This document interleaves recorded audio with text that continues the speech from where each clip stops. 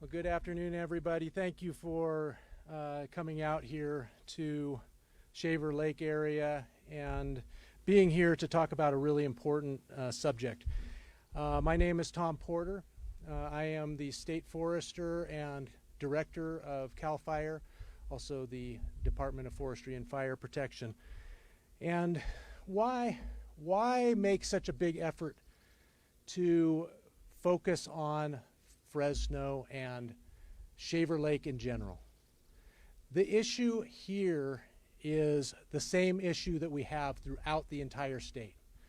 What we're doing is really making sure that we are making an investment in fire protection, fire prevention, fire suppression that is commensurate with the problem. And this location is perfect for that. Okay, we have the Creek Fire. The Creek Fire is one of California's worst fires ever. The Creek Fire was not a lightning fire, so it's one that we could have seen at any time, even without the lightning that happened, that really consumed a lot of the efforts later in the season last year. It is a fire that happened in the beetle kill epidemic area from about 5 and 6 years ago. So massive amounts of fuels, massive amounts of thermal energy released when those fuels were burned, and really extreme fire behavior activities. Absolutely beyond belief in some cases. But what's the story?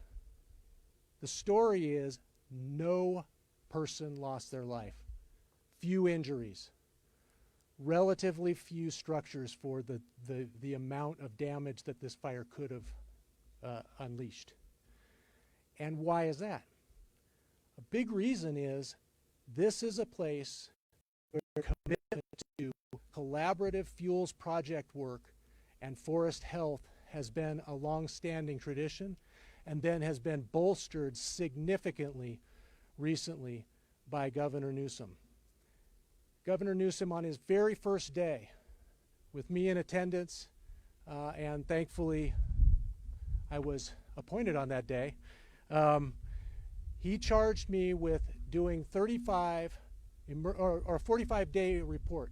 That 45-day report identified 35 priority projects that we needed to do immediately to protect 200 plus communities in California. Five of those projects were completed before this cedar fire started, and they were all within the cedar fire footprint. They saved homes. They helped people get out safely on evacuation routes. They saved lives. Those 5 projects were key, along with the partnership and the long-standing tradition of doing fuels and good forest management by the Sierra National Forest, by Southern California Edison, by the private landowners in this area. All of that is key to this, the saves that were made here. The final thing I want to talk about is the regional approach. So you'll hear a lot as we talk about how our investment in forest management is rolling forward, about regional approaches, regional collaboratives. What I want to say about this particular area is it is an area of collaboration that is exactly what we want to mirror across the state. So this particular area, Shaver Lake, Fresno County, is a key cornerstone to our strategy to meet the wildfire and forest resilience action plan and the efforts going forward to manage California's forests in a healthy manner. All of this can't be done without the collaboration with our biggest partner, National Forest Service, and we are at the table here in Fresno County, and that is very important to us. With that, I am going to pass the mic to Secretary Wade Crowfoot of the Natural Resources Agency of California. Thanks so much. Again, I'm Wade Crowfoot, our Natural Resources Secretary. First, I want to acknowledge the week-to-week heroism exercised by the men and women of CAL FIRE. Clearly, every summer, CAL FIRE works diligently to respond to these wildfires with partners from our Forest Service and, of course, local firefighters responding through mutual aid. And the governor, our legislature, continue to build CAL FIRE's capacity. In the past 2.5 years, Governor Newsom has directed over $700 million of additional funding to build CAL FIRE's response capacity. That's more boots on the ground, more planes, more helicopters, more state-of-the-art technology. And I think I can safely say that we have the most sophisticated wildland firefighting force in the country, if not the world. But let's be clear, we are not going to respond our way out of this crisis. The science is clear. Warming winter temperatures and warming summer temperatures across the American West are creating more challenging and dangerous wildfire conditions. Consider last wildfire season. 5 of the 6 largest wildfires in the state's history were burning at the same time last summer, including the Creek Fire where we are today. So while we ramp up and continue to build our response capacity through CAL FIRE and their partners, clearly much more needs to be done on a proactive, upfront basis to reduce the risk of catastrophic wildfire. And that's why Governor Newsom convened over the last 2 years a task force to identify specifically what must be done to build our wildfire resilience. That task force developed a set of very specific measurable actions that materialized in the Wildfire and Forest Resilience Action Plan that the governor released in January. And that contains a suite of actions that we need to take on an urgent and large-scale basis across our state, really on 3 dimensions. More resources and attention on building wildfire resilience within communities. That includes defensible space, home hardening, evacuation planning, places of refuge, infrastructure hardening. It also includes more investment and focus on building protection around communities. That includes the fuel breaks that Chief Porter talked about today that are protecting communities, whether isolated communities in the Sierra Nevada like where we are today, or suburban or urban communities in Southern California and in greater Los Angeles. The third dimension of that approach is not only in communities, around communities, but broadly across the landscapes. We need to do more forest management, more large-scale management to reduce our density of our forests, reintroduce prescribed fire, which our tribal communities have been practicing for thousands of years.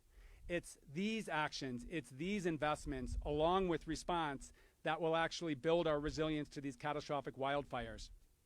In January, Governor Newsom proposed an unprecedented, scaled up, I call it a quantum leap investment in these proactive measures, proposing to the legislature to spend over $1 billion of one-time funding on these resilience measures. We are very fortunate and thankful for the leadership of the legislature in their close alignment with Governor Newsom on making these investments real. So as the governor will mention in just a little bit, the legislature and the governor have agreed to actually deploy over half of that $1 billion immediately through early action, which will provide a head start on all of those actions that I just described, upfront actions to build our resilience. As Chief Porter said, these actions will look differently in Southern California, in the Bay Area, on the North Coast, in the Sierra Nevada. We are not suggesting one-size-fits-all solutions to building our wildfire resilience.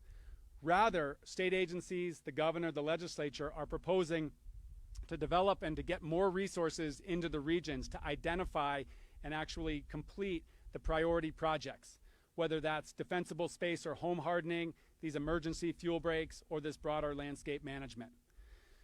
To ensure that these actions actually take place and to hold ourselves accountable, under the governor's direction, this task force that I mentioned is being reshaped, very specifically focused on implementation of this action plan.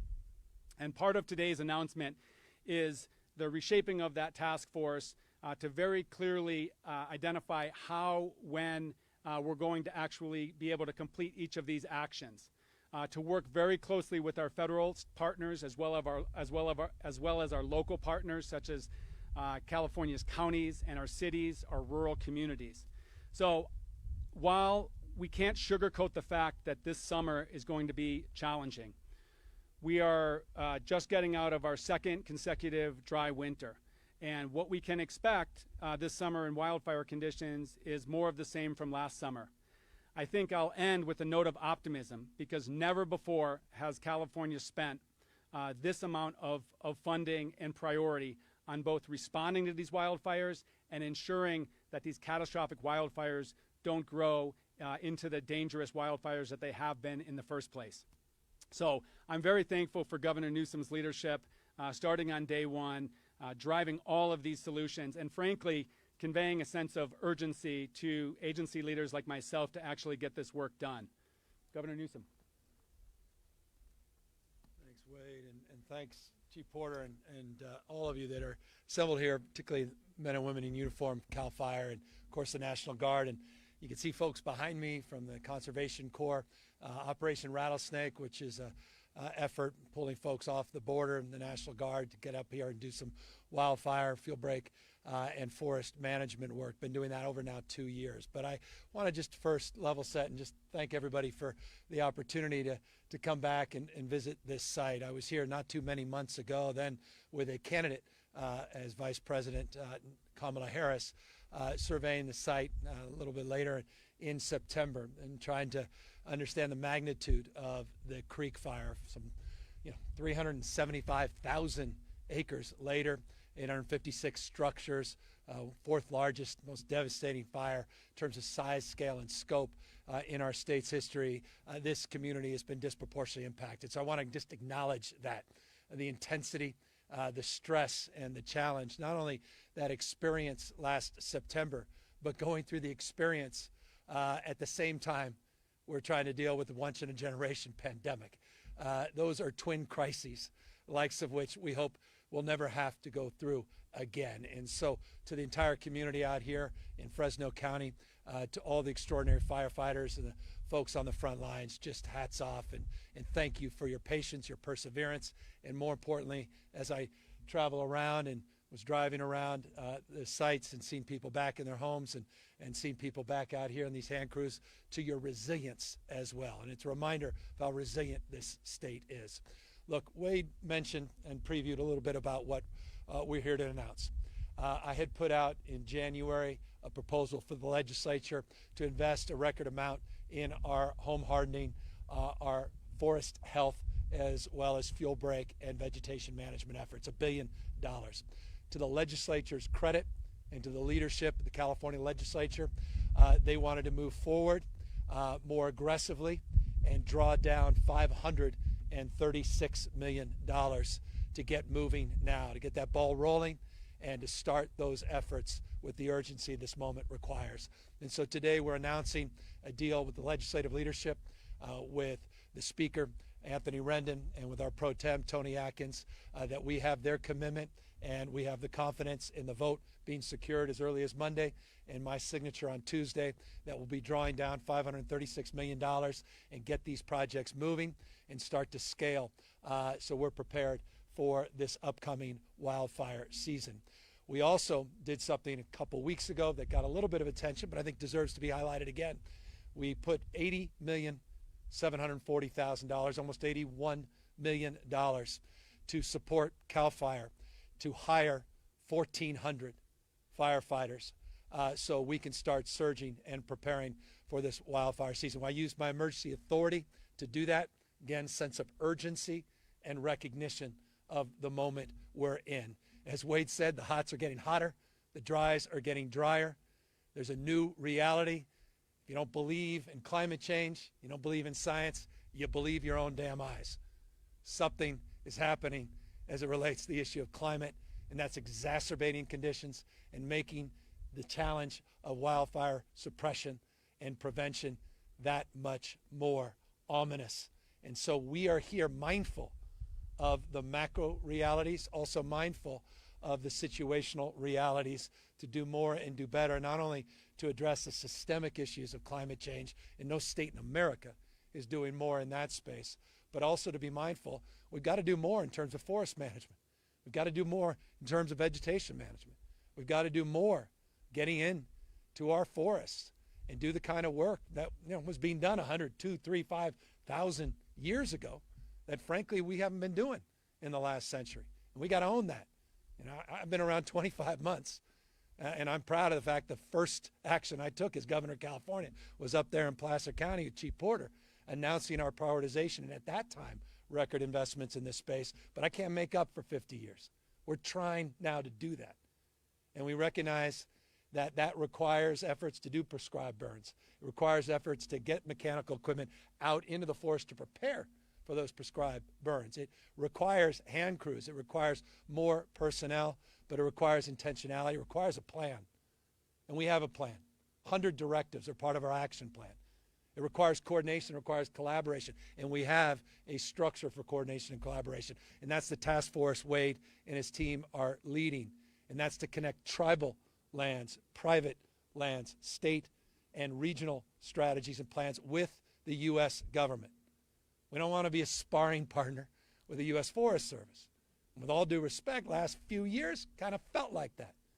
A lot of finger pointing, which was great, highly ironic, when 57% of the forests in the state of California are under federal authority and administration, and that they were cutting forest budgets as we were increasing ours to do the work of the federal government, I say with love and respect, by offering half of our investment to manage federal forests, even though California only manages 3% of the forested land in the state of California. Those numbers can't be repeated enough, because 9 out of 10 members of the public don't know that, and probably half of them wouldn't even believe that. Just 3% of the land in the state of California is under the direct jurisdiction of the state. But that doesn't mean it's not our responsibility to do more and better, to build partnerships with private, we're on private land here, and with the federal government, right behind me, to your left, right, and behind you. And so that's what this is all about. It's getting rid of those barriers. It's not about finger pointing, not about closed fists, open hands, about collaboration, memorandums of understanding. We signed one with the U.S. Forest Service committing to double our forest management, working together in a collaborative spirit. 1 million acres minimum, and we're going to have to do more than that. But the fact that we have that framework is very exciting. The fact that we have a president that wants to fund the federal efforts is also exciting. And the state of California, legislative leaders, we're doing our part, and that's the announcement today with the state's contribution to those efforts. Yes, we're going to do more C-130s. Yes, we have new Black Hawk helicopters coming in. Yes, we're going to have new heli-tac crews so you can enjoy the heroism that you saw demonstrably exemplified here at Shaver Lake when we had men and women in uniform coming in through flames against every conceivable objection of common sense. But their heroism took over, and they flew those helicopters down and saved lives, folks stranded out there that were just looking to recreate and to spend a little time away with their families. Yes, we will have their back as well. More suppression strategies, more prevention strategies, more regional, long-term, medium-term strategies, and a greater sense of urgency than ever in contemporary California history. That's what we're here to highlight. It's what we're here to announce. But let me just say this in closing. We're sober about this. We're mindful. Mother Nature, someone said this once, I think it was Rob Watson, who said Mother Nature is only biology, chemistry, and physics. She bats last, and she bats 1,000. And when you experience what we experienced last year in August, in a 24-hour period, 12,000 lightning strikes, when you experienced last August a heat dome over the entire west coast of the United States with world record-breaking high temperatures in our own backyard, California, 130 degrees in our state, not the Middle East, the state of California. When you experience that, and the experience manifested in 560 wildfires sparking all at the exact same time, even record investments in this space are not enough to deal with the magnitude of that reality. And so this is a strategy of and. It's not about the tyranny of or. With all due respect to those that live in binaries, we don't. Yes, we must deal with the underlying causes of the issues related to climate change, and we are committed to that. And yes, we need to do more on forest management, vegetation management, more prescribed burns, more work to get our forests and fuel breaks and homes hardened and do defensible spaces and prepare and do our best to prevent. And so I'm in that spirit, and I hope that spirit brings not just this community, but this state together across some of these stale differences when it comes to the issues of wildfires that should not divide any of us, because we're all in this one together. And so thank you to Chief Porter. Thank you to U.S. Forest Service. Thank you to Wade and his team. Thank you to all the conservancies out here. Thank you to all the partners, local and private sector partners that have really stepped up. And again, thank you to the California legislature for drawing these dollars down and getting us to a point where we can get these dollars to work at a record pace this state has not seen in the past. With that, happy to take any questions. Good afternoon, Governor. This is Thaddeus Mill with the Fresno Bee. You talked about 1,400 jobs. Who's getting these jobs? Is there effort to recruit locally or particular regions of the state? Yeah, so I'll ask Chief Porter to come up, who's responsible for getting it. And to be exact, it's 1,399. I mean, if you find an extra person, I think we can fund that. So let's round up to 1,400, but 1,399. And there's components within that. There's surge components, temporary, as well as ongoing. I've got a budget that includes an additional $143 million that's in front of the legislature for 30 more fire crews. We've added a lot more engines in the last year as well. This includes Conservation Corps members. There'll be a regional component, there'll be a local component, there'll be a statewide component, but you got the chief here, and he'll talk more specifically. I will be more specific, but also concise. Really, for the piece of this that is, where are those jobs? Those jobs are going to be local throughout the state. We're going to be adding these fire crew capabilities and the jobs that are associated with those throughout California. So it's part of a strategy that we already had been moving on. There are components that are part of the governor's proposed budget that have been moved forward into this early action capability. So there will be permanent jobs as well as seasonal jobs as well as core member jobs, all created by this, and they will be throughout the state and here in Fresno as well. And, I mentioned the Helitac teams. The reason we wanted to draw down and move earlier is we want these guys fully operational by May 1st. I mean, let's be realistic. Fire season's already started. We were battling close to like 850 acres up there in Siskiyou. You've been battling something over here in Sierras just in the last 48 hours. We've doubled the number of fires this year compared to last year, where we had over 4 million acres burned already this year. As Wade Crowfoot just said, second year of drought conditions, not yet a drought emergency, but drought conditions in this state. And we're already working aggressively in that space, and we'll be making many different announcements in that space in the coming days, not just the coming weeks. But we're very mindful of what is happening and what happened on April 1st when we had our annual snowpack survey, which showed a significant below average 59%. And that is something that, again, brings me out here today with a deep sense of urgency.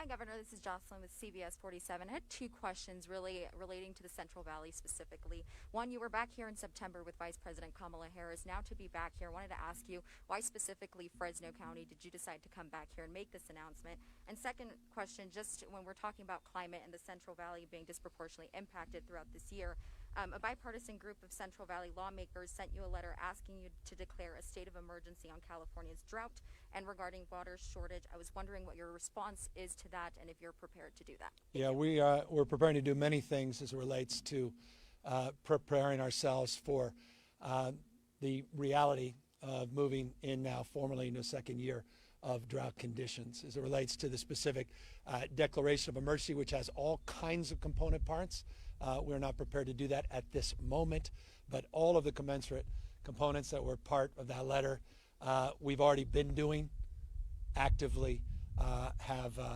planned to do, and have committed and resolved to do. And so, as I said, in the next days and weeks, we'll be saying a lot more on that subject. But let me just let you know, I've been at Fresno, I think 5 times in 5 weeks.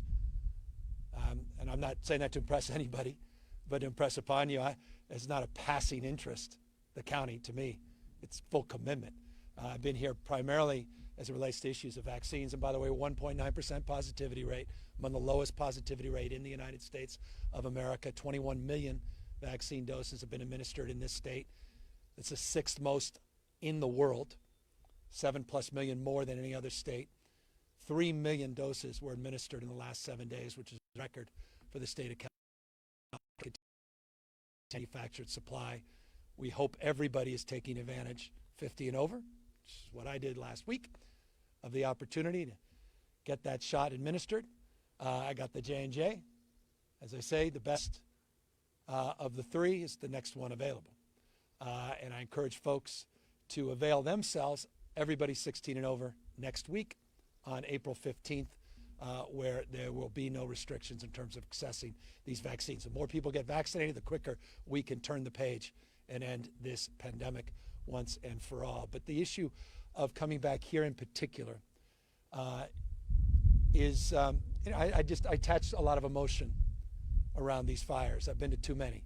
As lieutenant governor, as governor, it was interesting. That first year I was in office, we had one of the best fire seasons in recent memory, 2019, only to then experience one of the worst in 2020.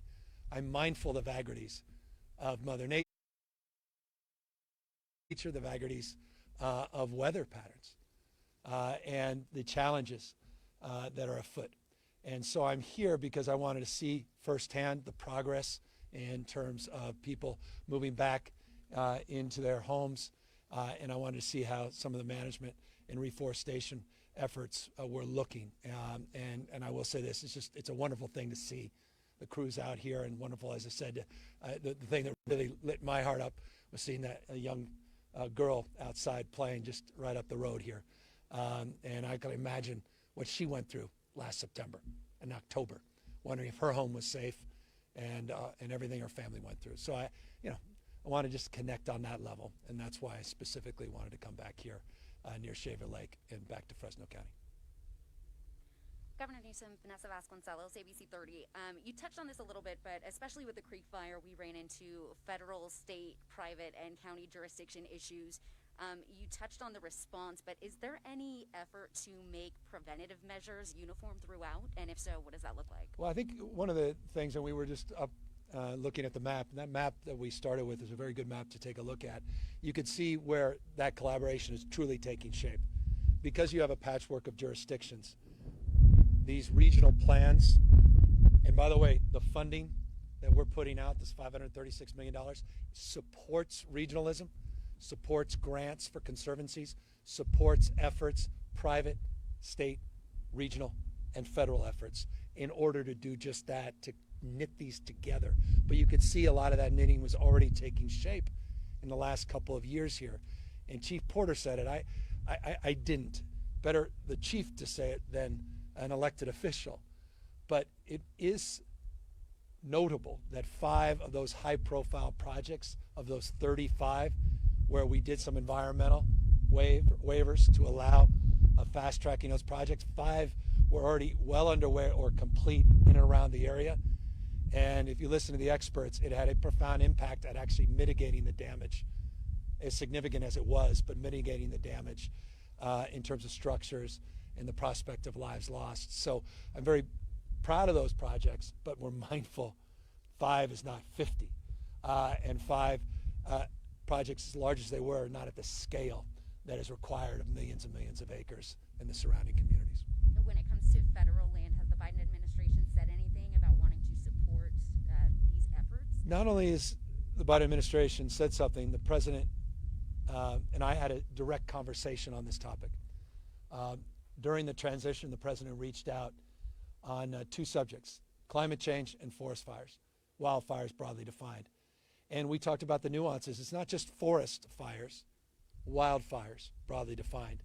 And by the way, one of the significant components of this $536 million is that recognition that some Southern California communities, Malibu area and others, Ventura, very different conditions than up here in lower Sierras or even more broadly in the Sierras. So we are becoming more sophisticated and nuanced in terms of those grants and those funding streams, but also it was all about how we could partner more collaboratively together. And here's why it's more important than ever. When I had that conversation with the president-elect in December, here we are just a few months later, and it was just announced that the west coast of the United States, 77% of the west coast of the United States is in a mega drought, experiencing extreme drought conditions. So this is no longer about California, just Oregon, Washington, Nevada, but now New Mexico, Colorado. You saw some historic numbers in terms of acres burned and wildfires. And so we have a collaborative with the western states governors and the Biden administration.